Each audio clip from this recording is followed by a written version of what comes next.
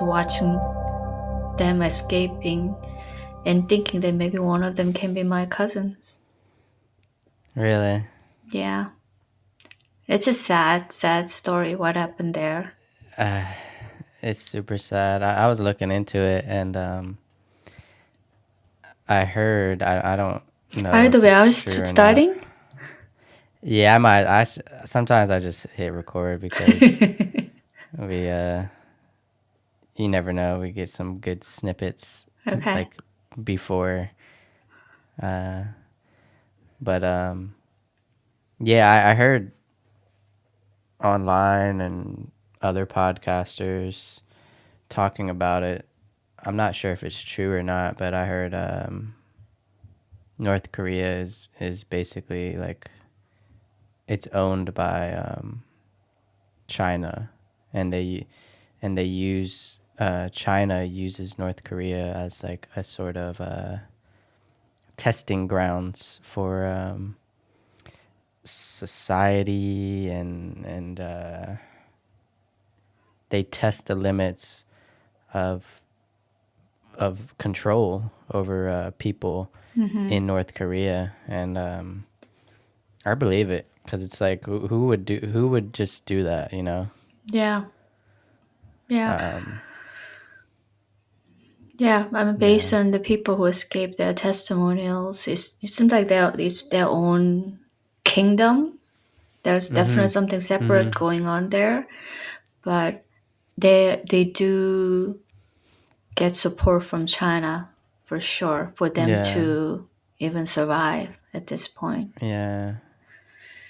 Yeah. Yeah, but what they're doing to their own people and also how they've been so completely brainwashed, it's just Yeah. amazing.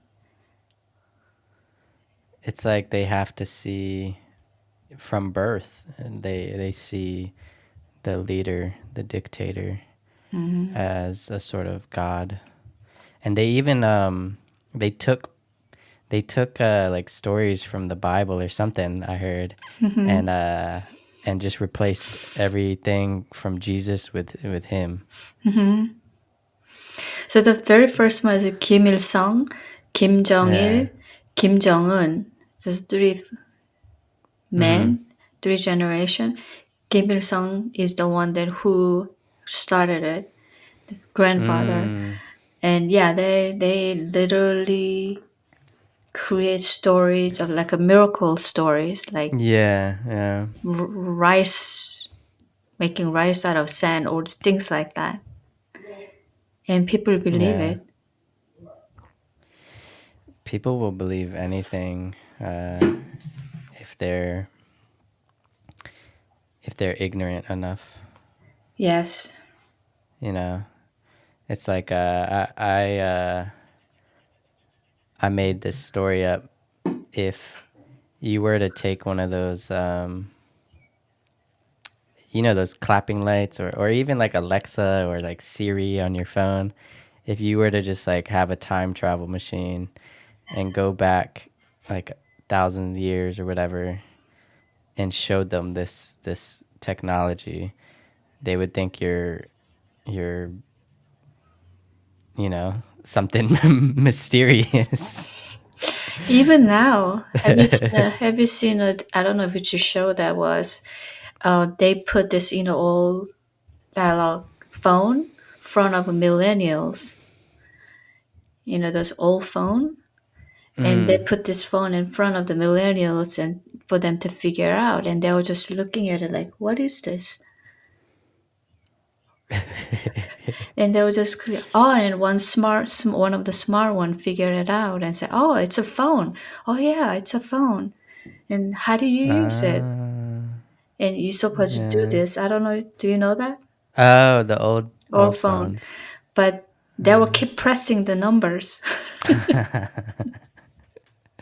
No, you gotta pick the number you want, turn it all the way, and then let go, and that's the first number. Yeah. And then do it again. That's the second number. Yeah. Exactly. So if it, things that we used just 20, 30 years ago, people have no idea what that is. It's even in our generations now. What generation are you? What generation? I don't even know what antique.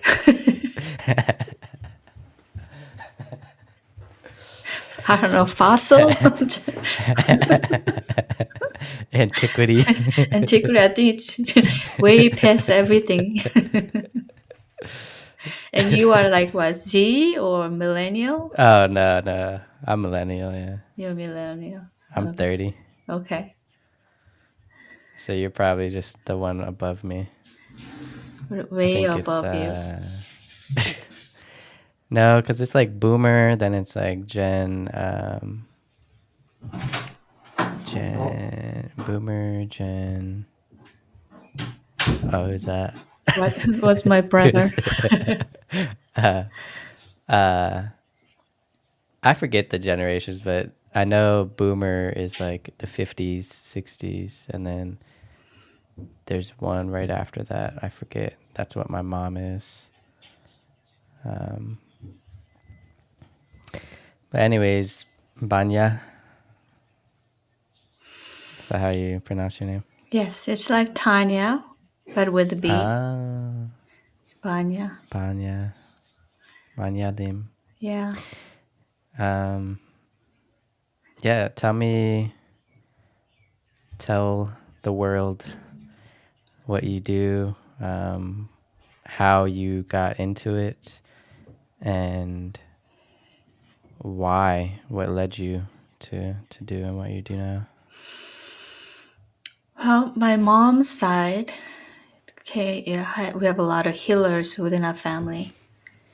Mm, And my mom, and also very psychic is so can be misinterpreted some way. Like she has good intuition, and she wanted to actually move away from that. She didn't want to. That's not what she wanted to do. So she ended up going to school and college, and it's funny, like her family didn't even want to support her going to college. So she had to get scholarship and she had to pay for everything. Back then it was very difficult.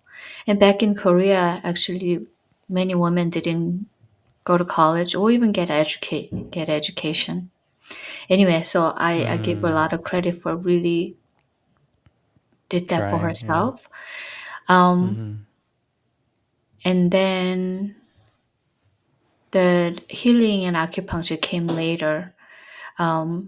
I think she just had a calling, like she just had to do it.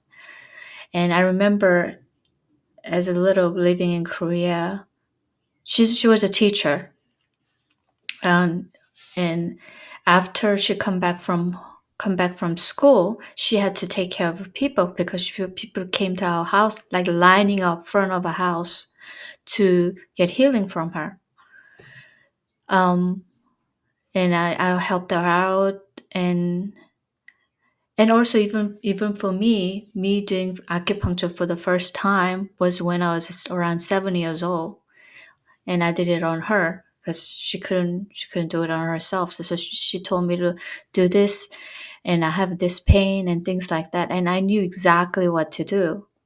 And she was so surprised, like, how did you know? And I told her like I've been helping her and watching her all my life. So I feel like it's been like in our blood, and also she did a lot of psychic work as well. So anyway, Mm, we moved to America. Um, she came here first for almost 5 years. We didn't see her, and then we joined her when I was 14 years old. When I came with my brothers. Um, anyway, when I became an acupuncturist, when I started practicing, I really wanted to incorporate the spiritual aspect of healing that my mom always talked about. She always talked about this is mm, how medicine used to practice thousands or even 100 years ago, but that mm-hmm. spiritual and holistic part has been lost over the years, especially in Yeah. China with cultural revolution Even and the whole communism. world, it's the I don't know what you call it, the modernist, the secularist,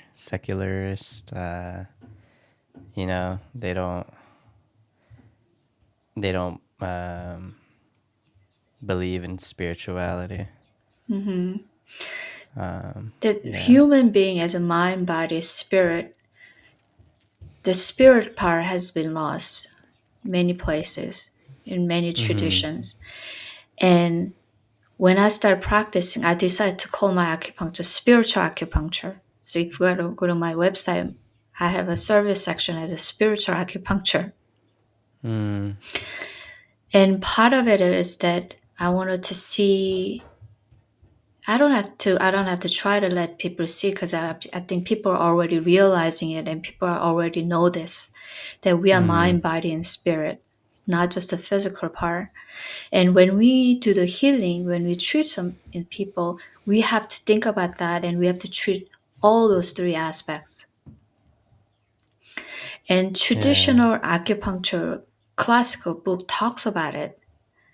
And even Mm. when I went to school, only one the part of one class talked about it and also talk about the emotion and organs and connection to the meridian and energy.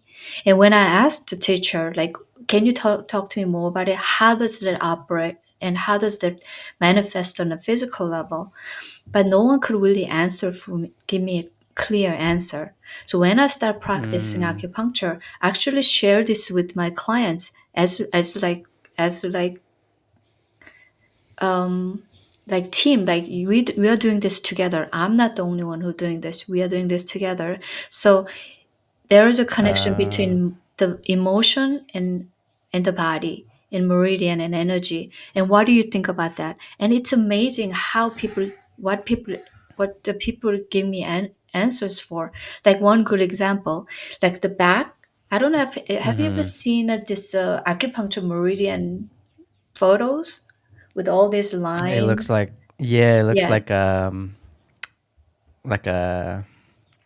like lines with like chakra Yes. Yes. or But it's all something. over the Yeah. body, like arms and legs and back. Yeah, like blue lines or something. Yes. So the Yeah. back of the spine, there are one meridian runs bilaterally along the spine, and that's Mm. called urinary bladder meridians, and its emotion is connected to fear. So Mm. when someone's under a lot of fear, the meridian starts to close up. And when it's closed up and gets blocked, it turns into pain. And if it lasts long enough, it turns into something much more serious condition. And another thing, when people are under a lot of fear, when you're really scared, we also sometimes say, I have a chill that going down my spine. Mm. I really don't believe that a lot of things that we say, it just came out of nowhere. It came out of because we literally feel it in our body. Nah, I agree. It's there's like a saying, science can point to in our brain, they could, and scans and whatever, they could see this is where our thoughts come from, but you can't see a thought. You can't prove that I have thoughts. The only way you can prove it is saying it, like, yeah, I have thoughts. Hmm. But science can't explain exactly where they come from. We can point to it, or it's here in our brain, but where do they come from?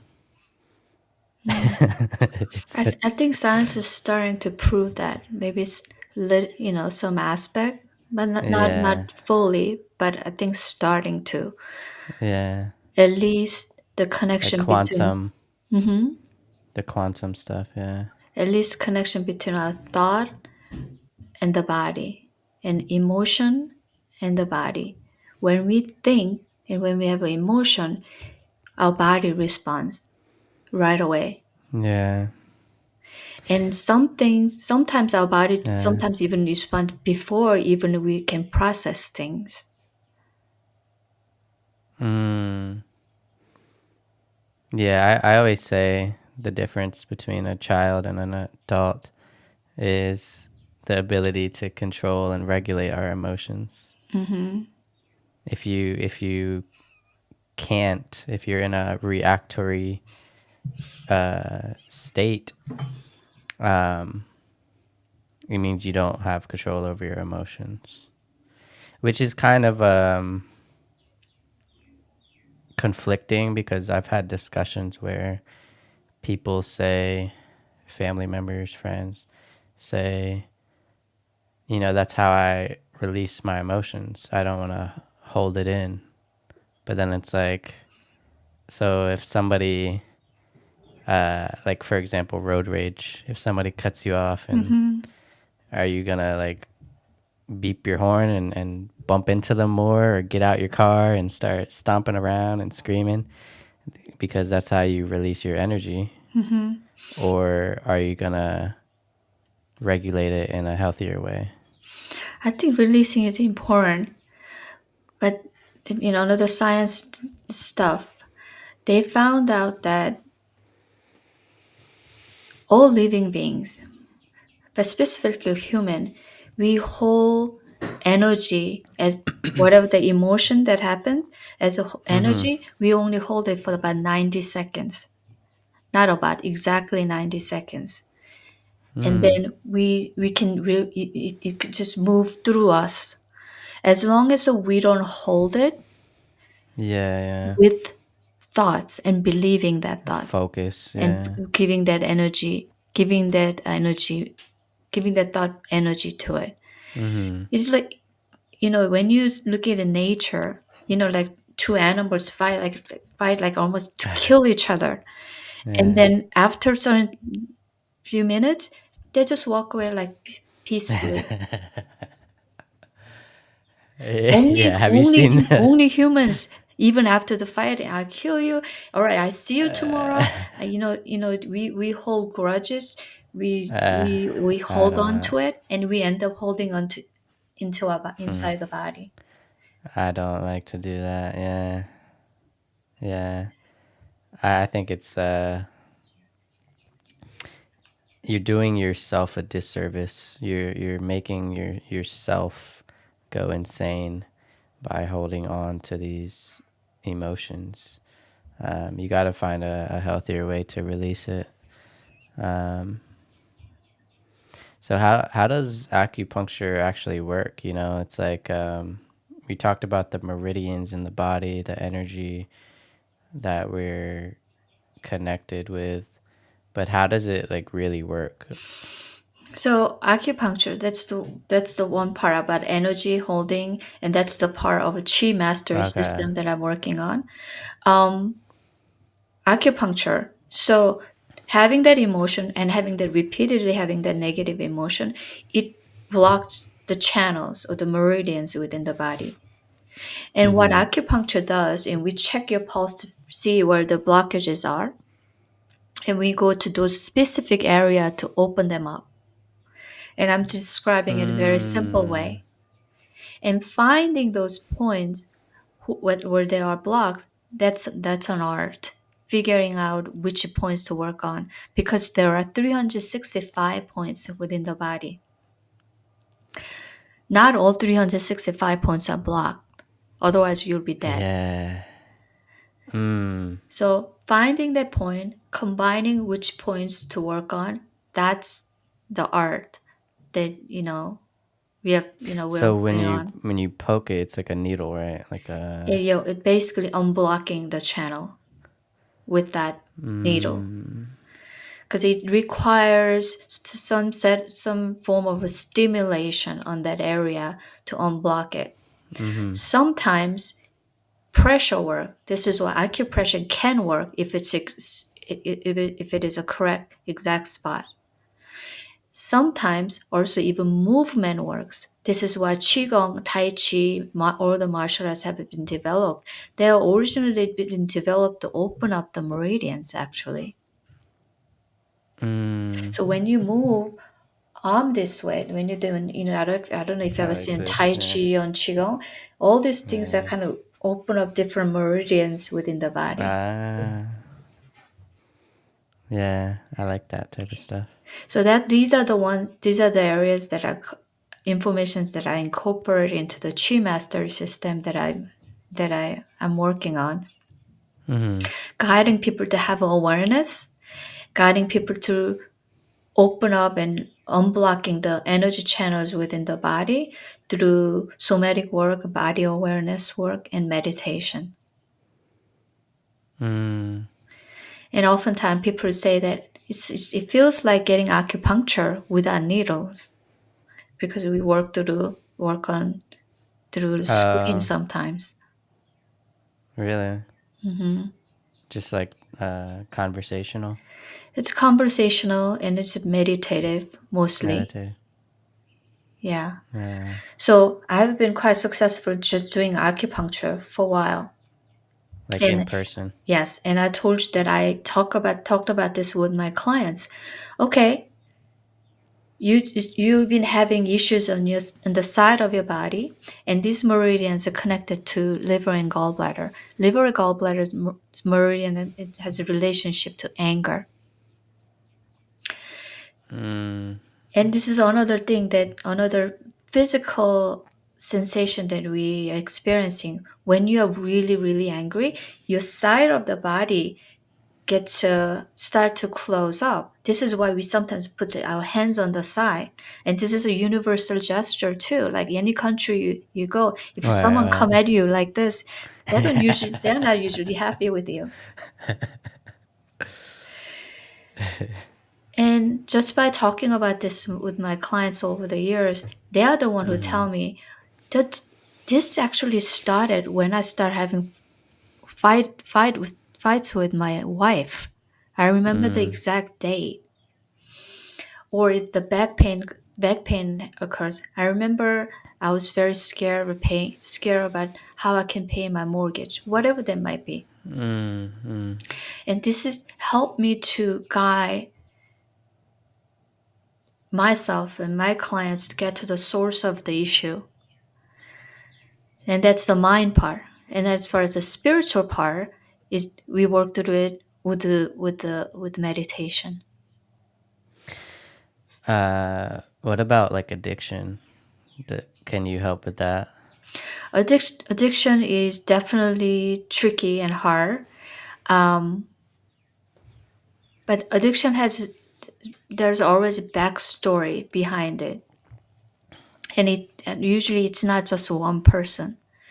It's a whole group of people, Mm. usually family members. And it is first, I think it's important that whole family taking responsibility. I think Mm. the way I look at it, that's a very important step. Although some Yeah. people might not look at it that way, it's actually pointing the finger on just one person. It's not a good start. Like a shaming thing. Yes, because Yeah. oftentimes family think only if you stop drinking, our lives will be Yeah. so much better. And ever since you start Yeah. doing that, it did happen, and It you are makes the it problem. worse. Hmm. Yeah. But then there's a certain dynamic and relationship. Things happen within the complex of the family or friends, Mm. cause that disorder. Yeah. In Yeah. and I really like I don't know which part of Africa Mm-hmm. they when one person gets sick, it could be just physically sick or even mentally sick. The whole Mm. village takes a responsibility. They all feel Mm. responsible for what happened to that one person, and they all Mm. participate in the healing process. And I think that's really Mm. beautiful. I agree. Yeah, because it's like the way I look at it is we don't realize, especially in like big cities and whatever you want to call it, where you're surrounded by a bunch of strangers and people you don't know. Um, we don't realize how our energy affects the world around us. Mm-hmm. Um, you only really notice it when, like, extreme examples. If somebody walked into Starbucks and they just cut you in line and they're grumpy or whatever, you feel it. You feel that energy. Like those are the only times you really notice that type of energy. But Mm-hmm. like the village example, it makes sense because it's like maybe our collective energy made you sick and we have to collectively help you get better. Yeah. So once that gets established, this person can be supported in every which way, and everybody or in that group take responsibility, and then we can really start the work. And it's always about that energy blockage within the body that has a connection to the emotion and, eventually it It what? event certain event that happen in their Oh, okay, lives okay. and create trauma. Yeah. Earlier I told you that if we just let it be, any energy will just pass through us, right? But if we hold on to it with our thoughts and Yeah. but trauma traps that energy within the body. Yeah, why I live my life by let it be. Um like I'm aware enough, but sometimes we're all human. We make mistakes and sometimes our emotions get they take they become the captain of the ship for a little bit. Hmm. But I think when you're aware enough, you are actively you're proactively aware and trying to get better. Hmm. Oftentimes, I Yeah. say this to people. So those energy, emotion, the energy blockage is really connected to the emotion and event. And emotion creates thoughts. Thoughts are the ones that help make us trapped that moment and Mm. energy to trap. So once thoughts are thoughts, but as long as we identify with it, it can continuously stay here. Thoughts are just like what the Buddhists say. It's like the cloud in the sky, water, and the river. So as long as you The don't river, do yeah. three things with that, it will just pass. If Yeah. if that thought is negative, don't identify with it. Don't try to Mm. suppress it. Don't try to actively get rid of it. Yeah. Yeah. It's like friction. You don't want to you don't want to touch it because then it's going to cause some sort of resistance. Hmm. Instead, just let it go, Yeah, which but is we so tend hard to. for some. It was just so, you tell somebody just let it go. They no, I don't want to let it go. You Well, know. I think that's where some form of practice will help. Meditation Mm, is a very good way to do it, but it doesn't have to be. It could be dancing, it could mm, be hiking, yeah, it could be painting. somatic. Yeah. It doesn't matter. So as long as we don't do those three things, it will just pass. But we hold on to it, and we then end up identifying with that, like I am that person. Mm, And also, if it doesn't feel good, we try to actively trying to get rid of it. And other times we're trying to actively suppress it yeah, because it yeah. doesn't feel good. Just by working on giving energy to suppressing it, you're actually giving energy to it. Mm, yeah. How man, that's something I'm working on, you know. Like in regards to goals and ambitions, and there's that saying, let go and let God. And it's like what that means to me is try your best, but don't try too hard.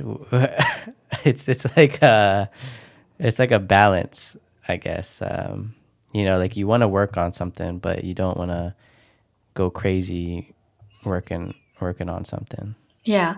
So that's definitely dancing between yin and yang. Yin and Mm, yang is simply described as more feminine energy or masculine energy. We have to do both. But society, yeah. we've been taught to do yang. Yang is masculine energy. You make it happen. You push it and push it and push it. Yin is you letting it happen. Yeah. Yeah. And Trust the just letting it process. happen exactly, then you just trust the process. But we have to do Mm, both, and also balancing those two and utilizing those two. You know, that's something that we all have to figure it out, and knowing that both are needed and both are good is a good mm, for us to know. mm. Have you seen the quantum entangled atom? Mm-mm. Like how they They split. no, some scientists created this machine where they took two Oh, atoms, entanglement. Okay, yeah, entanglement, yeah. yeah, and it created a yin and yang Mm-hmm. when they the quantum entangled atoms collided. It literally created a yin and yang symbol, Hmm. which is like it blew my mind because it's like the Taoist, and like they created that symbol, over 2,000, 3,000 years ago. Mm-hmm. I think that all came from our subconscious. And when we Yeah. tap into our body, we can get all those answers. We can get all those shapes and symbols and images. That's all Mm-hmm. within us, yin and yang and five element theories and so on. And we've been searching things outside of us up to this point. And now I think finally humanity start looking inward, and I think this is a very good sign. And I know some of us just still look for it outside, but more you look for it outside, more you get lost. Mm. Because because as you know, energy follows your mind, you know? You said energy follows your mind. Yeah, like when you think about somebody, they call you because energy went to that person already. Energy goes where your mind goes. The energy of your thoughts. Yeah, and this is the basic of all martial arts. Energy follows your mind. So put your Energy mind follows your mind. there. So more you focus, more energy will get concentrated there. But our society has been designed to bring our mind outside of us, constantly somewhere outside. And plus, we've been taught to trust things outside of us, not ourselves. Yeah, If a because we need little child, proof. huh? Because we need, because a lot of people want proof. Yes, a proof. They wanna see, physical proof. And we got one approval from outside too. So Mm-hmm. more Mm-hmm. you get to bring your awareness inside of you, you will get to gain energy within you because energy gets gathered within you because your mind is inside. And one of the very important energy spot in your body to focus is they call it second chakra, Mm-hmm. like right below your belly button. It's about 2 inches below and 2 inches inside. And it's a Mm. very important acupuncture point. We call it chi hai or ki he or ki he in Japanese. Or it means sea of energy, and this is an area you can Mm. gather energy. So whole qigong and tai chi actually has been designed to bring your energy into that spot. And when you gather energy in that area, you start to build energy within the body, and enough so Mm. that you can actually send to somewhere else and somebody else. You know all those like old kung fu movie, like the guys are like far away from this one man, and he will do that, and he falls down like like 10 feet away. That's actually possible if you gather enough energy, enough chi within the body. how how does one do that? Through practice, through practicing your mind, harnessing energy. Start with bring your mind inside of your body. Don't get Bring your lost. mind Don't get inside. lost outside. This is why all Mm. these things outside and social media so unhealthy in many ways, because your Yeah. mind goes there and you literally lose energy. Lose your mind. And plus, I really think that all those like scrolling makes us Uh, more anxious afterward, Oh yeah, it's not like a fidgety. calming. Yes, Yeah. I've done it, so Yeah. I know what that feels like. I think that is honestly the biggest epidemic addiction, right? Like the addiction that is normalized. It's like just be on your phone. Yeah, I heard my clients telling me that they'll be like hours on watching TikTok videos. Yeah, that's why I have to set I set timers on my you can put a setting on your phone where certain apps have locked out timers. Mm-hmm. Um, so at least I'm aware of it. It's like after 15 minutes, it gives me a notification. Mm-hmm. Like you've been on here 15 minutes. Yes. So I noticed that helps tremendously versus no no timers on there, because when I had no timers on there, yeah, hours. Just To keep what am I going. doing? Yeah, what am I doing? Yeah, Yeah. it's not But good. it's such a good indicator. Whatever you feel after, you know, that's a good indicator that it's not serving us, right? Yeah, yeah. Because every single person that I who told me about this, like they don't feel good or they feel anxious. Anxiety is actually a pretty common one, Mm. and I don't know what that is exactly. I mean, there are also a lot of good videos, like inspirational Oh videos, and also a yeah. lot of funny videos. But they all said that it started out funny, then turned into like, I think it's because of with our Habitual. dopamine hit. Like we just want to get Mhm. dopamine Mhm. hit again and get anxious Mhm. and anxious Yeah.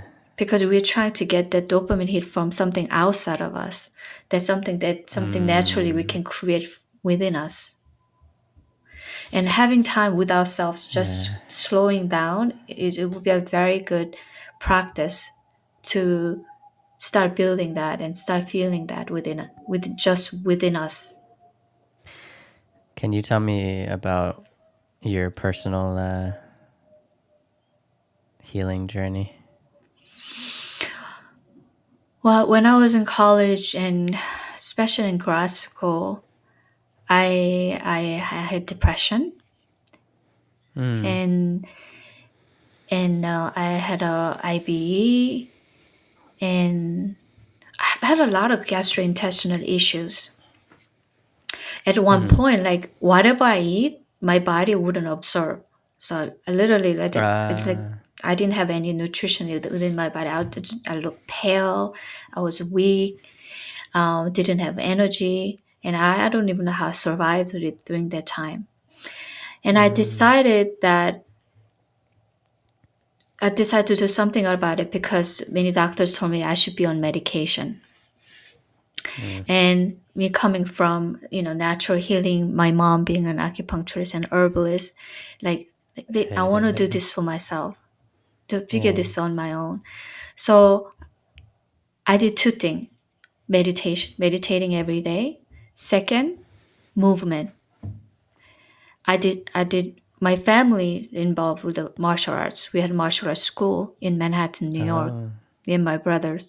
You just saw he was youngest member of USA martial art team at one point. Oh wow. Anyhow, um, I think that it's not just one event, but I think energy has been built up. And there's one Yeah. day I had a just epiphany. You know, when you go to certain restaurants, you see all the menus in the cashier Yeah. area, and you pick and choose, like, this is what I want, and this is what I want. Yeah. I saw it very clearly that that's what we do with our emotions and our thoughts. That's Mm. what I'm going to feel. This is what I'm thinking. But Mm. because of our habits, because of our experience or even trauma, we tend to choose this one over and over, even though it hurts Mm. us, even though it doesn't feel good, because we are used to it. We're familiar. Yeah. Yes. And then I remember in my meditation, I realized I had all this array of different thoughts and emotion that I can choose from. But I've been just doing this, keep pressing that. Mm. And I know this is something that I'm sure everyone knows, but for me, it was such a revelation. Like I just got it. And then I decided to choose different menu Mm. that I have. And that was the day my body started to heal. And I literally felt that in my body. When I start to come out of this cloud and stop choosing this painful thoughts and painful emotion, I remember that day that, like, my body started to, like, Mm. and I think within 2 months or so, all my symptoms went away. Oh wow. And I'm probably more healthier now than when I was in my 20s and 30s. Mm. How do you think somebody could do that if they're experiencing depression and thoughts like that? First, know that you are not just body. You are not just this chemical Mm. that in your brain. You're made of mind, body, and spirit. And let's go into all of those. But let's start with your body, because body is the easiest to place to start, because it's obvious. We feel it, we carry it with us everywhere we go. So work with it here. And body carries the energy, those thoughts and spirit energy as an energy within the body. So let's access those energy spots within the body to see what's going on. Mm. Whatever that you want to feel, it could be bliss. There's a blockages there. That blockages is literally within the body. And there's a location within the body.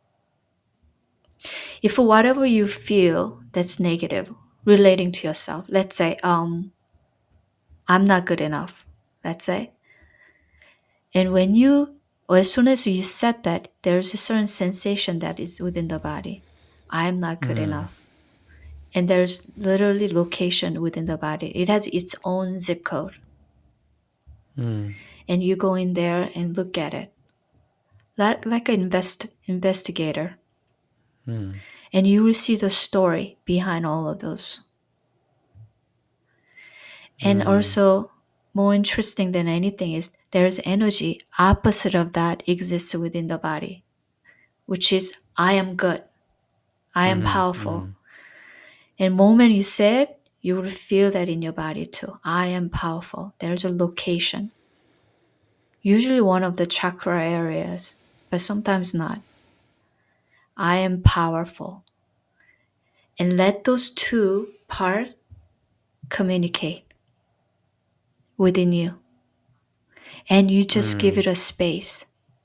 And this is one of the meditation that you can do. In your meditation, let those two part, and you are just giving space. You allow them within your body. Mm. And this I am good part will start talking to this. And also this will also start, yeah, but you are powerful. And say, yeah, but this is what happened, whatever that might be. But eventually the energy Yeah. will start to dissipate. Yeah. I think the thing that most people struggle with is believing in themselves, you know? So this is why I call it practice. We have to practice.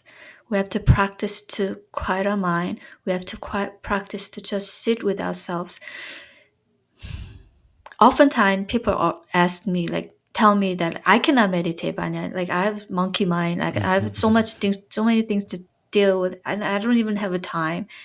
You cannot make 15 minutes out of your 24-hour or day. You can.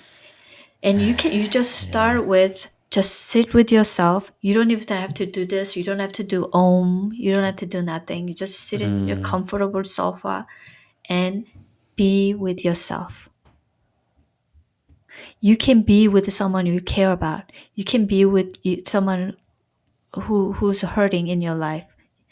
You can be with yourself and start building a relationship. I really think the meditation is about building a relationship with yourself. Mm. I agree.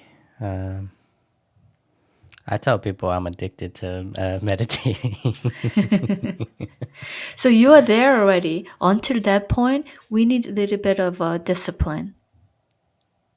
Mm. You are already Mm. there until the point that this is all you want to do every day. That is, yeah. It Yeah, really but is, until yeah. that point, we need a little bit of discipline, and consistency is always more important than how long you do it. Yeah, yeah. Yeah, I do it all. I do meditation, I do om. Um, Typically afterwards I feel a sense of relief. Like it just feels relieving. Hmm. Um, yeah, I don't know what I'm striving for. I just do it at this point. That's a good place to be, because everyone's just striving for something. That's why they get discouraged. Wow, I didn't feel any peace. I thought Jesus is gonna come Uh, down or something. Like nothing happened. It's yeah, I'm it's not. I just do it now. Yeah. yeah, it's none of that, but also it's all of that too. Mm. Just here, everything is here. Just you get to realize that everything you're looking for is already here. We are so accustomed to get to somewhere. Mm. We Yeah.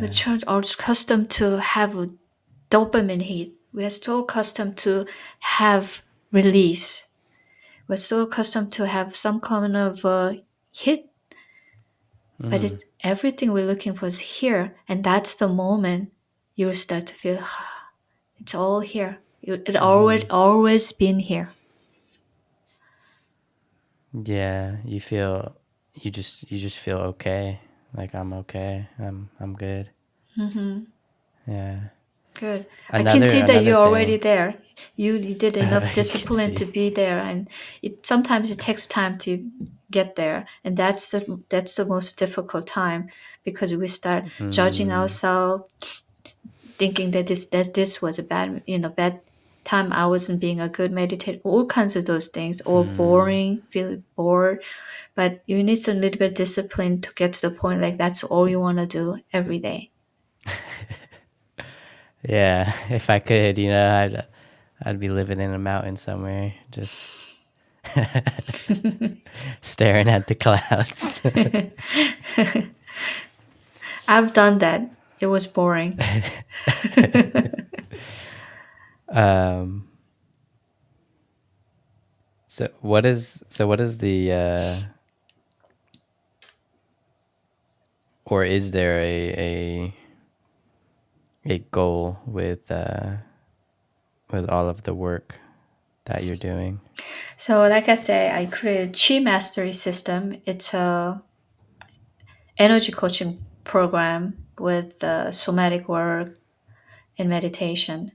The goal is about achieving your goal, and people come in with Mm. all kinds of goals. I want to be the Mm-hmm. CEO of my company. I want to be the best father I can be. I want to have a better relationship with my daughter. I want to be able to buy $30 billion building. I don't care whatever that might be. Whatever you put your energy into, whatever you're thinking about most of the day, usually that's your goal. Whatever you spend most of the thinking about, it could be, I want to marry that girl. You know, it doesn't matter.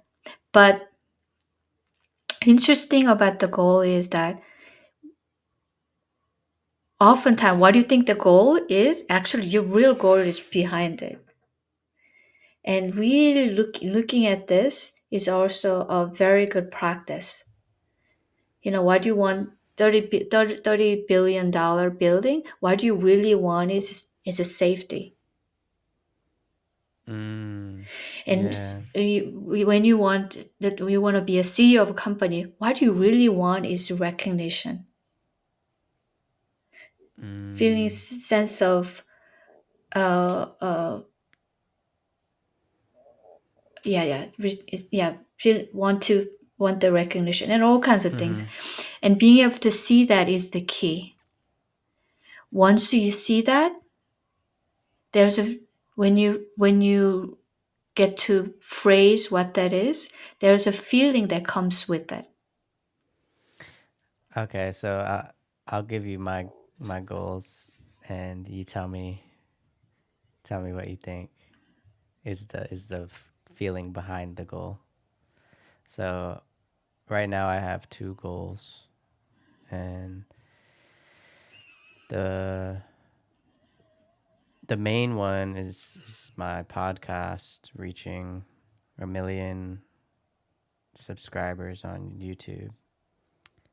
The second goal is to get accepted into a PhD program for counseling psychology.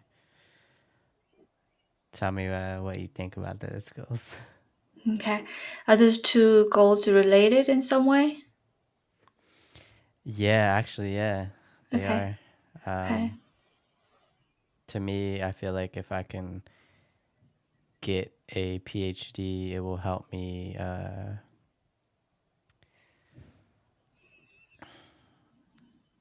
in a way, communicate better, um, understand myself better, um, maybe build trust, maybe build credibility uh, with people that don't know me. Hmm. Um, yeah. So let's talk about the podcast. Let's put that as a goal. Hmm. Reaching, what is it? 10 million? 1 million. Okay. Why not 10 million? Okay. 1 million. And let's say you're here and the goal Yeah. is here. Hmm. And I want you to really think about what would be the inner blockages Hmm. to get to that point. And what would be the external blockages, if you can think of.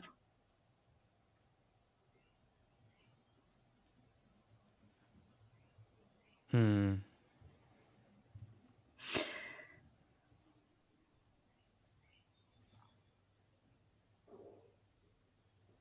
Do you want me to tell you? Yeah. So I think the internal um, blockages is just self sabotage.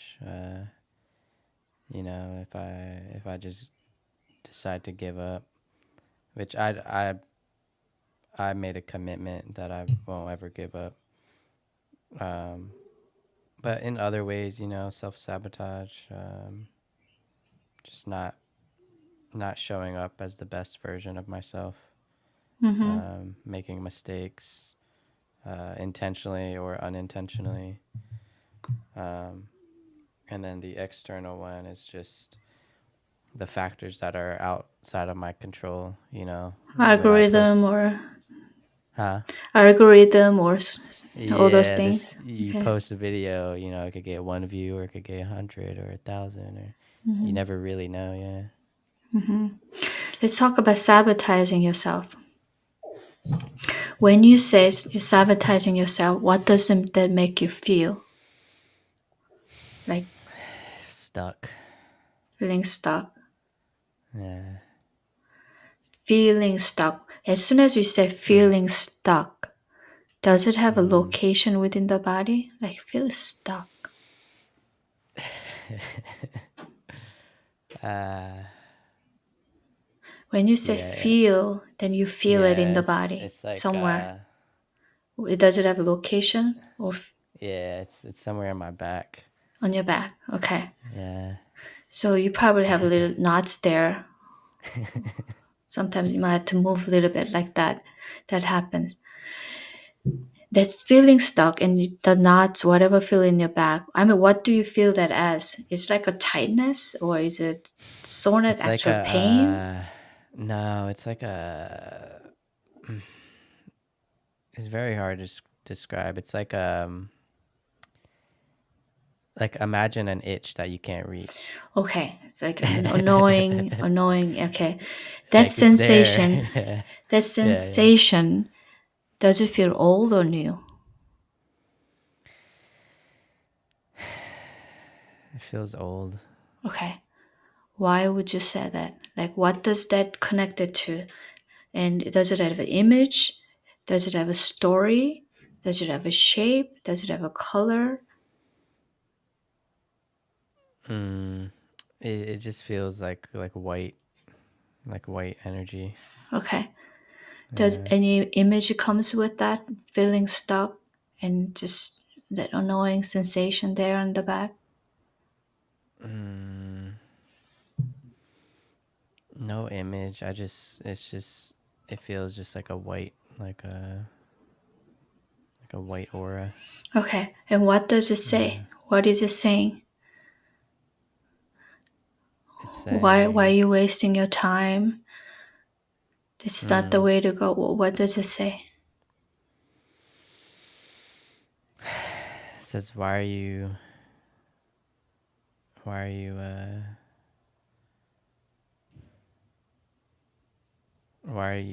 sabotaging yourself? Why are you shouldn't do these things, this will delay you, and I keep doing it though. Okay. What is that energy opposite of that would be? Freedom. Oh, I love that. I love that. As soon as you say freedom, where do you feel it in your body? Freedom.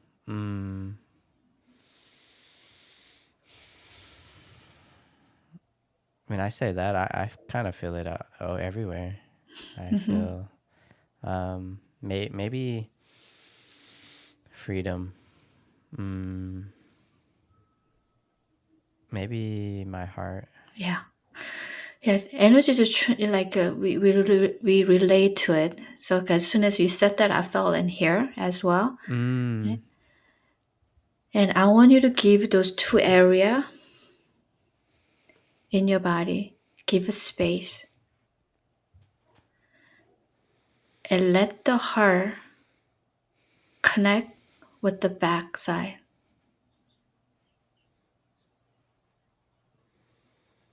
Mm-hmm. Let the heart connect with the back side. And you give them infinite space to both of them. Allow. What is the front side saying to the back?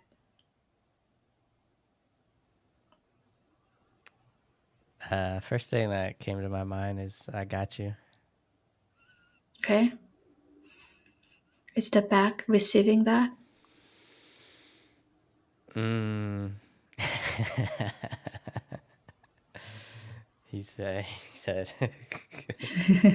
It's okay. Anything's fine. he said What I if don't know. I don't know about that. let the front part just keep communicating. I got you. What else is it Mm. saying? Mm. Come with me.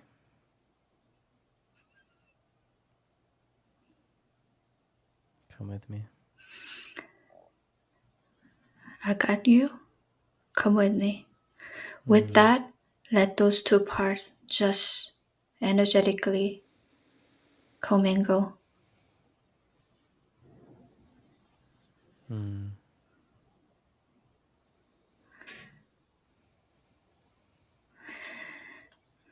And I suggest you do this in your meditation. Okay. Acknowledging the back side, acknowledging the front side, and let them have a dialogue.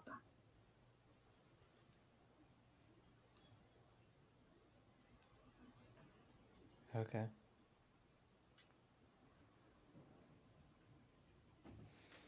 Thank you. You're welcome.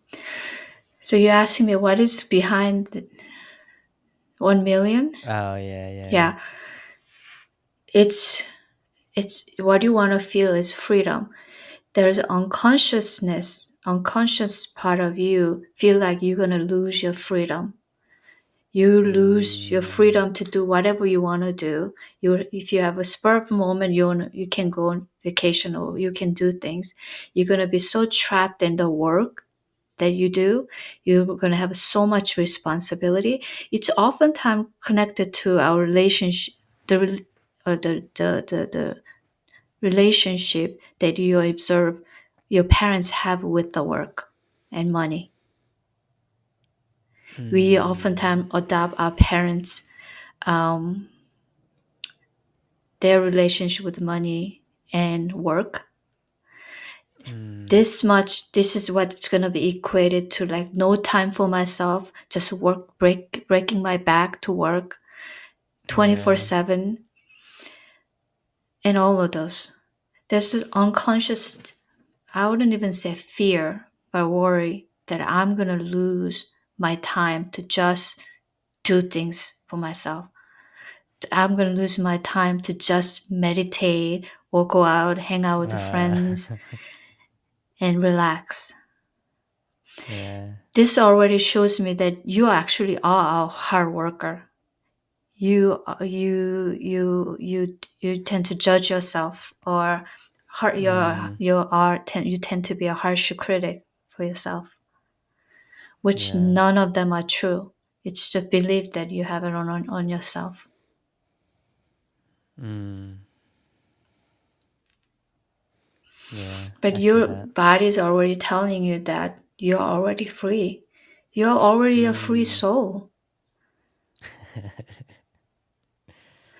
Yeah. But you could do that more deeply in your time, in your meditation. Yeah, I've been experimenting with meditations. Right now, I'll do this one more. Um, right now, I'm experimenting with it's called active imagination, and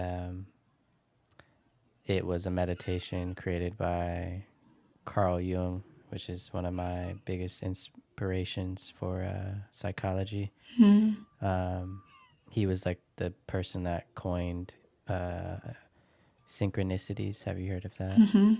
He was like the one that made that term famous. And active imagination is a meditation where you dig a hole in your mind as far as you want to dig until you hit uh, a bottom. And then when you hit that bottom, you just sit there and you kind of like how you were saying, you have this conversation with yourself, and you're kind of talking to your subconscious, um, and discovering parts of yourself. Um, and then at the end of the meditation, you just, whatever means necessary, you climb out of the hole. And I usually use a hook shot, like from like like James Bond or Uh-huh. something. Uh-huh. I like that. But it was a way for him, for Carl Jung, to, because he was studying consciousness, the psychology of consciousness, subconscious, and unconsciousness, and the collective unconscious, which is the part of us, part of the world that we don't see. But it's like when you get random thoughts and you're like, why did I think of this today? And or why do I feel called to do this?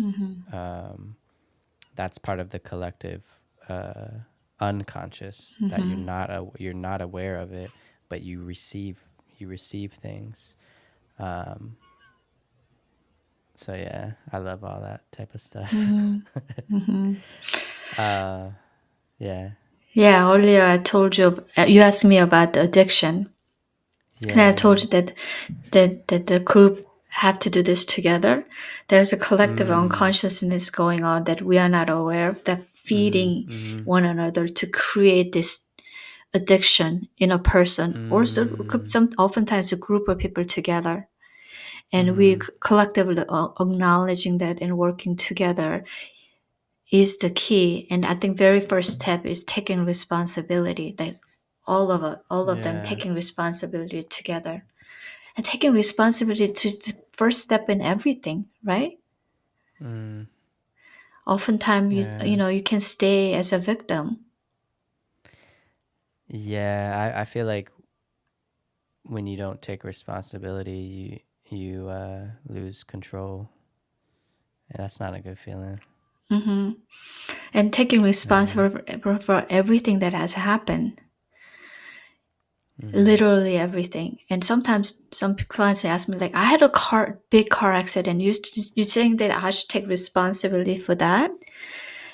Or like my child has this cancer, and she should take responsibility for Yeah. that. I Yeah. On a soul level, I really believe we choose our path and our experiences and our journey. I agree. So on that level, I agree. we are responsible for everything that happened to us. In a way, some people can take this in a harsh way, but when you do that, a lot of things open up. You come out from this, it's this trap air place. You come out because your aperture opens up as soon as you take responsibility. Yeah. Yeah. Yeah. Um. Yeah. I agree. Um. Banya, what is your what is your current desire right now in life? So I decided to do this even podcast and really delve into this deeper Mm-hmm. after my mom passed away, which it's going to be almost a year now, 1 year. Mm. Um, I've been in some way, like you, sabotaging or not. I feel like not doing the things that I should. Yeah. Sharing the knowledge that I got from my family, but especially from my mom, about Mm. how our body holds the key for everything that we're looking for, and Mm. get to where we want to go. And I got to experience that as being an acupuncturist, how important it is unblocking the energy that relieve the pain and also release and get rid of the disease. And it can happen on a conscious level. And this is the part that I want to share with the people, that there's incredible wisdom within our body. This is not some the meat suit that we carry around, but there's information here we can tap into. And perhaps I'm not the one who's doing that, but perhaps I can be the facilitator or guide to get to where you want to go. Mm. Yeah, you make me want to try. I never done acupuncture. You make me want to try it. Mhm. Well, often people, at least people who are coming to me, they tend to try everything else and they end up with me. But it's good to have a preventative treatment too. Where you at? I'm in Sedona, Arizona. Arizona? Have you heard of Sedona? Yeah, yeah. I'm gonna go fly out there and get a free session from you. Sure. Anytime. Anytime. um, is there anything you'd like to share with whoever's listening in the Oh, world? any listeners from you, Thomas, can sign up for my clarity session, and Mhm. you can get there through my website, banyalim.com. Okay. At the end of all my podcasts, I play this card game, How Deep Will You Go? And then I ask the same 5 questions I ask every single guest that's ever been on for the first time. Um, so Okay. we're going to play the game. So these are random questions, random cards to dive deeper into who you are, Banya Lim. So the first question is, what's something you did with pure kindness but didn't tell anybody about it? Um, Actually, I did tell one person, but that's the only thing that I can think of right now. So I'll tell you. Okay. In my elementary school, there was in my fifth grade. There was a girl who didn't have an arm, and Mm, no one played with her. And we just assumed that she was mute because she doesn't speak at all. uh, So we just assumed that she was mute and maybe even deaf in some up to some level. And one day, I just decided to just play with her. And I told her, like, you don't have any friends. I'll be a friend. And we play, like, it's like a badminton. Like, yeah, yeah. and, and, and I saw her laugh for the first time. And when I looked in her eyes, just knew that she could talk. So I told her to say this, one of the flowers in the garden. And she just wouldn't say anything and just stand there like this and say, it's okay. No one's here and I'm not going to tell anyone. And she said it. And she Mm, could talk. Yeah, yeah. She was afraid. she was afraid. And I don't know her story, but I think it has something to do with the losing her arm. Oh, yeah. People, you don't, you look different, and people, the world is cruel. you know, especially children. They don't know any better. Um, Even like a couple weeks ago, I took my daughters to the store, and there was a guy with a missing leg, and he made it looked like he made like a makeshift. Like it wasn't professional at all. It looked like something he just put together on his own, uh, like a peg leg or whatever. Um, and they just kept telling me, "Oh, Daddy, look, he doesn't have a leg," and I'm just like,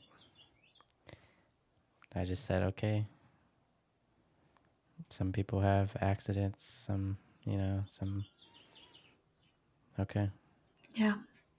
don't point at them. Hmm. Um, yeah, I love that story though. Thank you.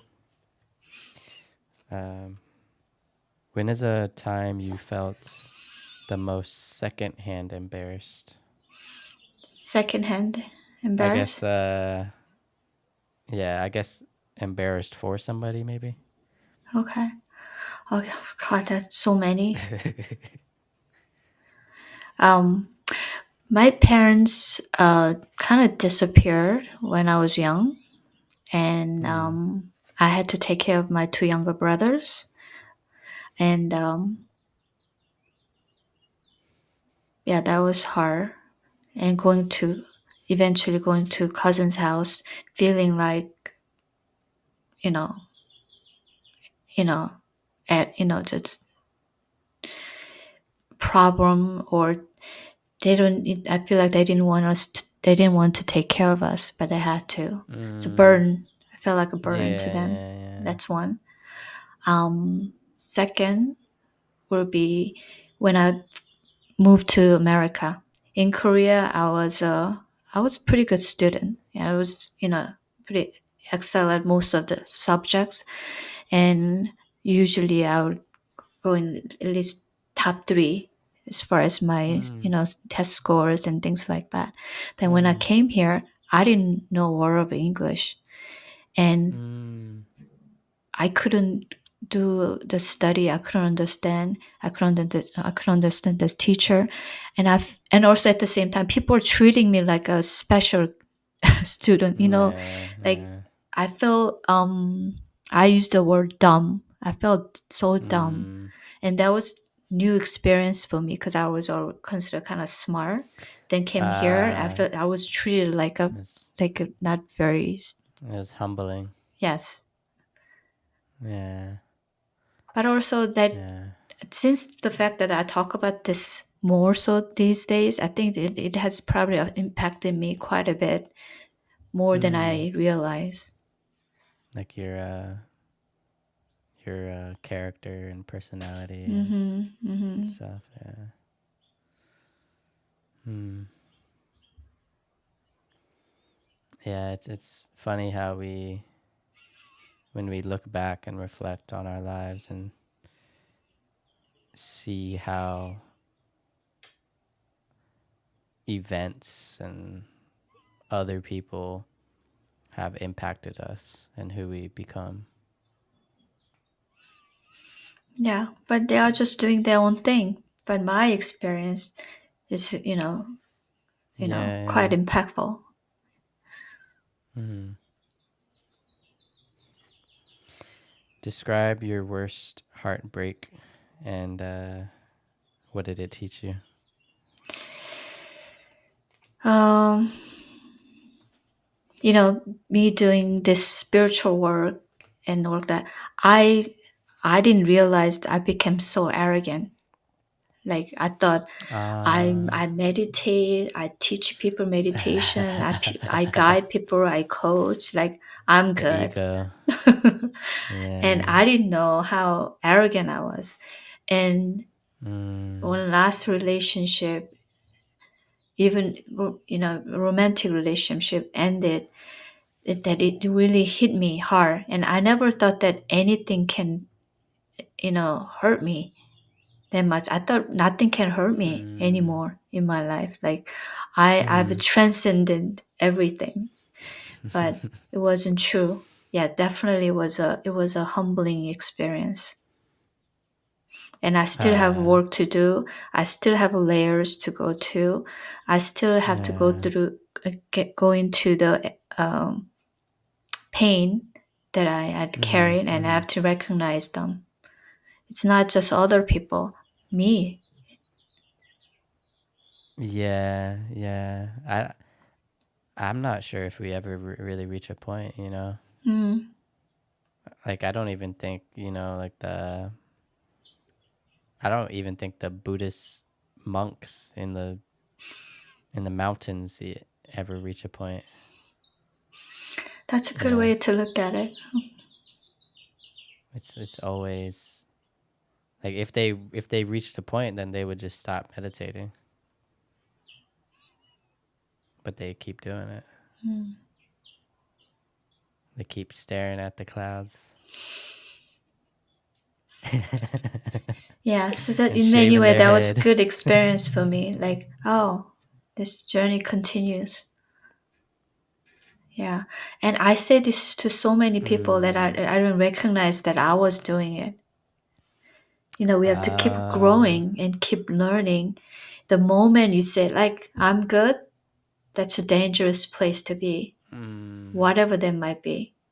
And I didn't realize that mm-hmm. I was doing that on especially this kind of spiritual aspect. I have actually seen that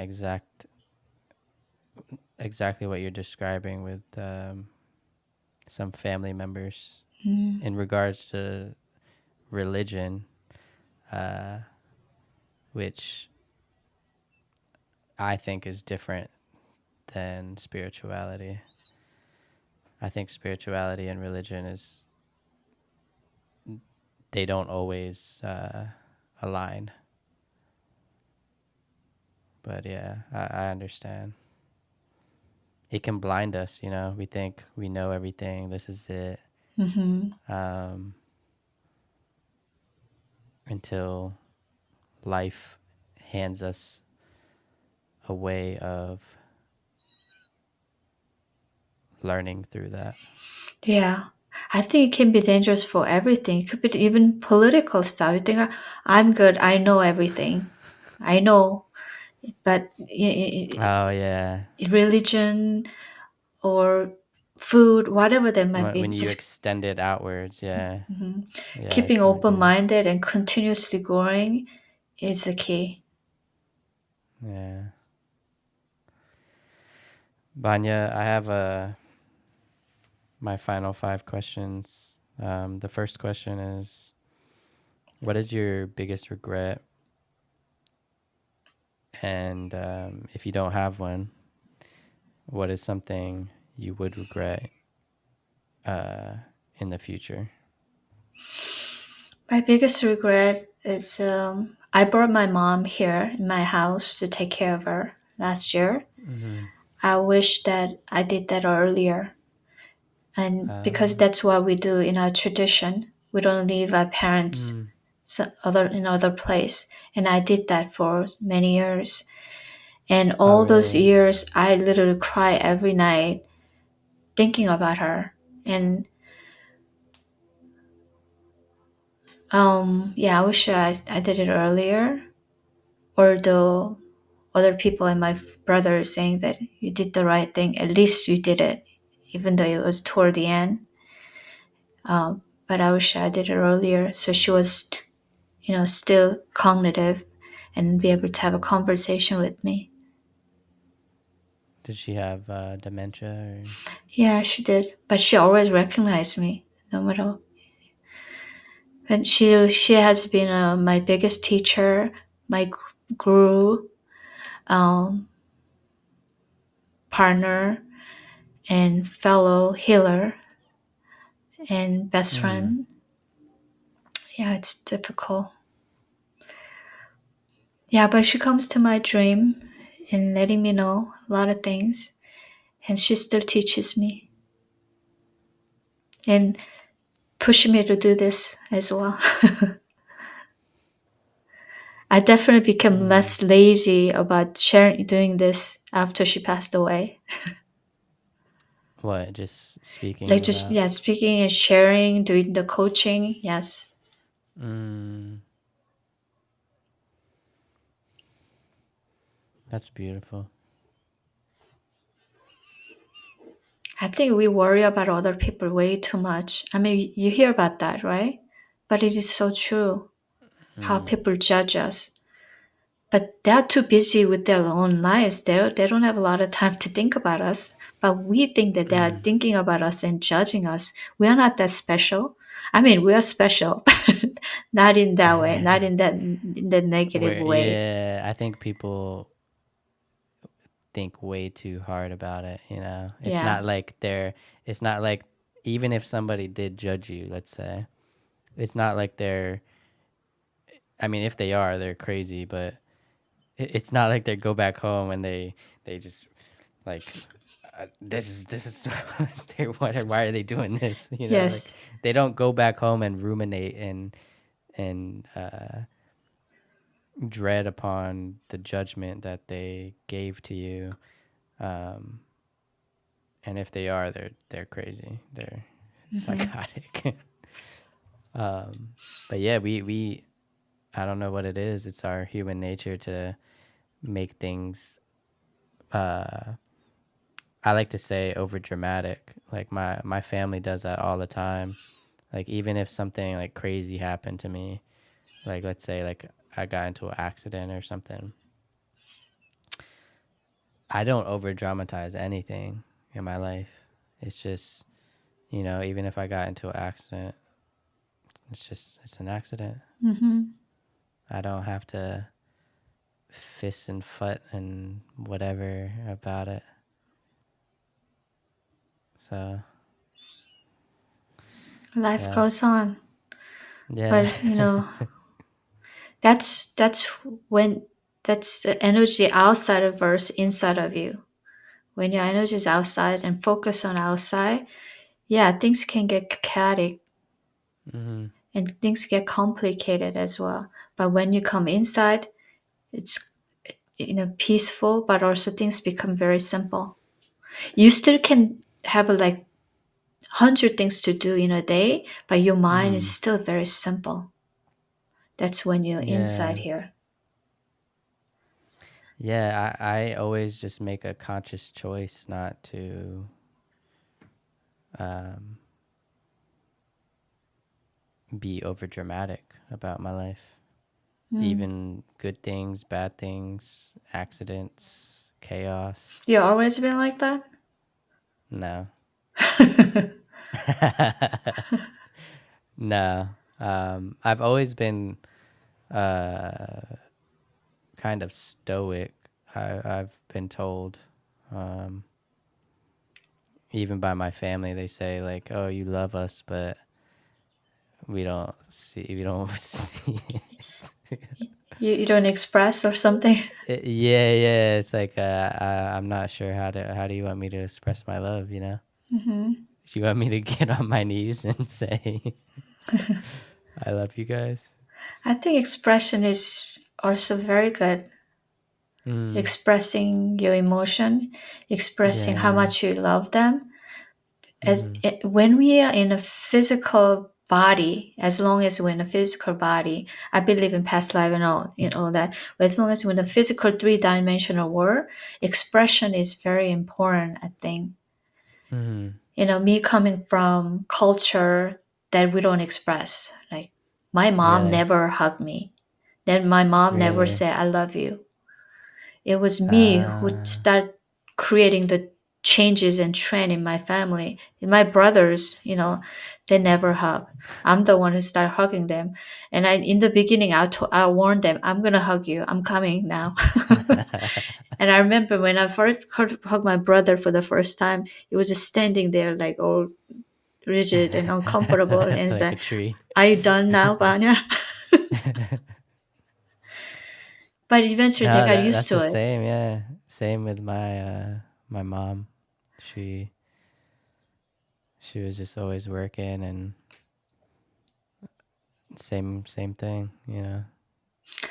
Yeah, but I think its expression is important because those are the things they will remember. when we die. Mm, No matter how yeah. small or minute they might be, those are the things that gets imprinted in our brain. Yeah. You know, that like light It's that kiss, connection. that holding hands, all those, and those are the things that my family don't do it. And I kind of changed that, but still we have a way to go. It's that human connection. Yeah, Yeah. yeah. Even with my mom, the moments I remember is when I touched her. Mm, mm, Although she's yeah. not very expressive in that way, and I know that that's the moment that she's gonna remember too. Mm, And toward the end, um, I got to hear her saying "I love you," mm. even with the dementia and everything. She said that, and I was blown away.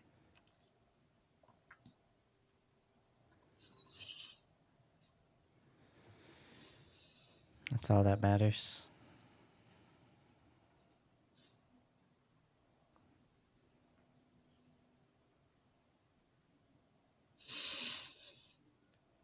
Thank you for this talk. Thank you. I think you're gonna be such a great. I think you already are a counselor, a person to Mm, just sit across from someone, creating a safe space and whole energy for them. I think I think you're already amazing. I appreciate it. I don't know where it came from, but I just, we were talking about it earlier. Like you feel called to stuff. I just I feel like it's one of my callings. Let's do it. But please find time to access the freedom. Yeah, It yeah, has its own zip code. It's there. yeah. I just gotta give it more space.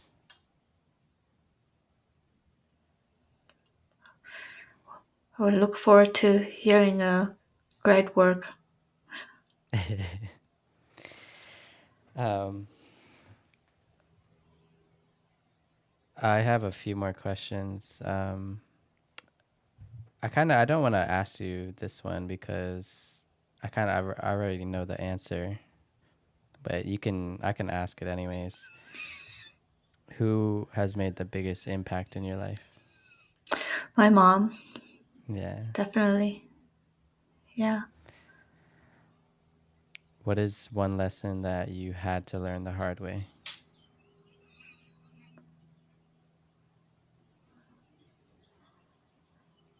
Hmm.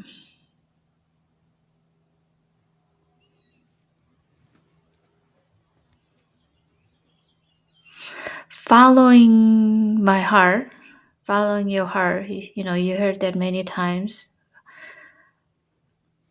Um, I'm still learning that being authentic, that's about being authentic, regardless Mm, of the voices you're hearing externally. mm, I see that. Yeah, that's huge for me as well. Um, Especially when if you're a creator of any sort, you know, whether you make YouTube videos, whether you write books, whether you have a business, anything that you put out into the world that you're creating, um, we can get lost by the critics and lose pieces of ourselves along the way. Mm-hmm. Mm-hmm. So I completely see that. Yeah, something that keeps me grounded is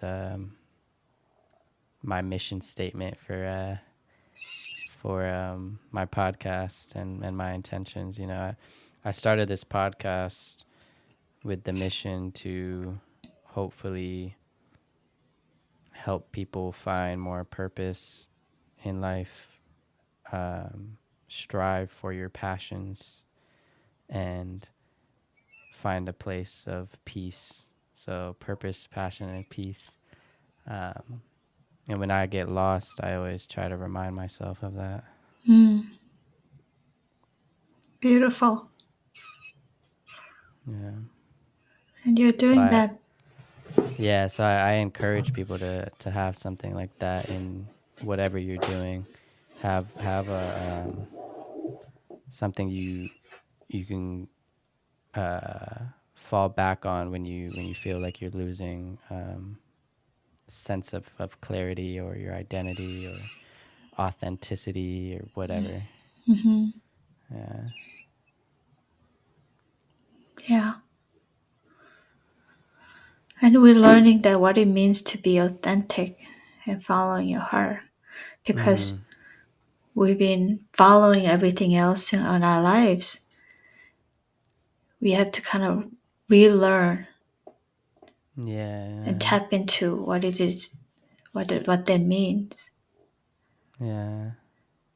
And a good place to start is always just figuring what you want, setting the goal. Mm. And some, like I said, it even takes time to figuring what you want. And some people, for me, it's because I've been doing what other people want all my, most of my life. What I want, Uh, I finally figured out. what do you want? Yeah, what I want.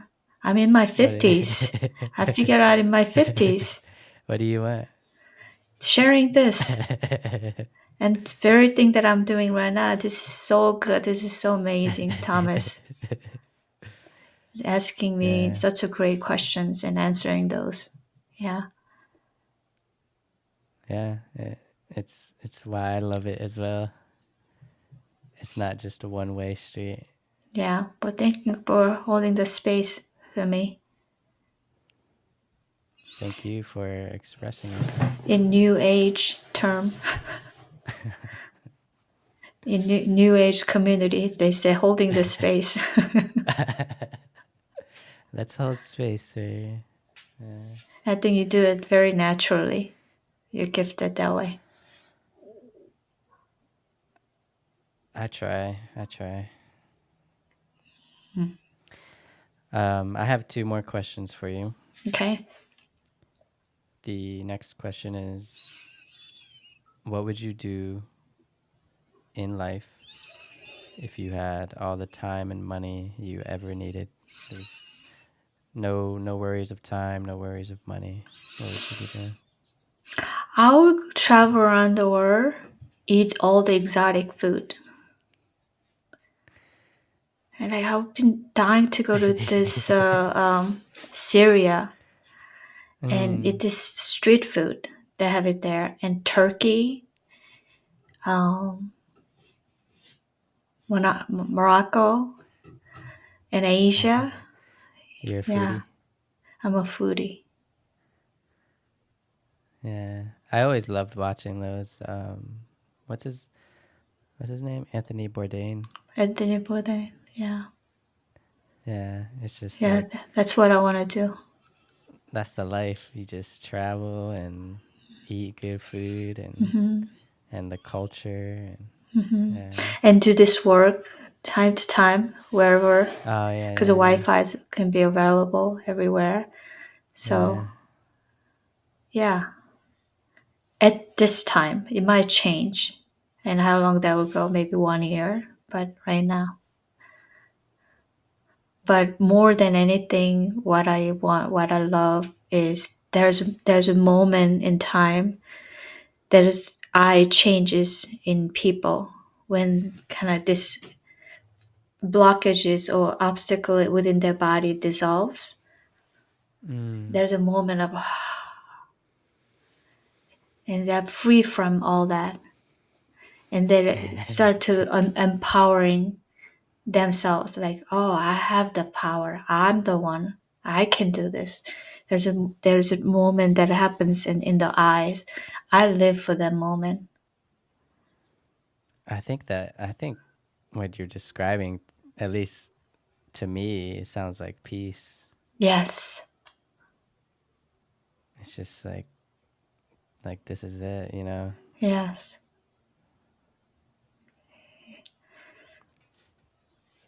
All right, next question. My last question is just: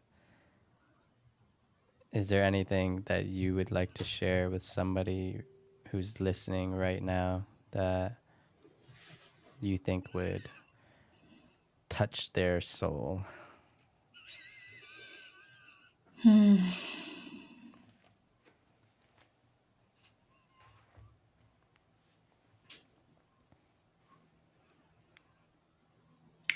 No matter what you think, you are whole and complete as you are. And there is a perfection in just being you.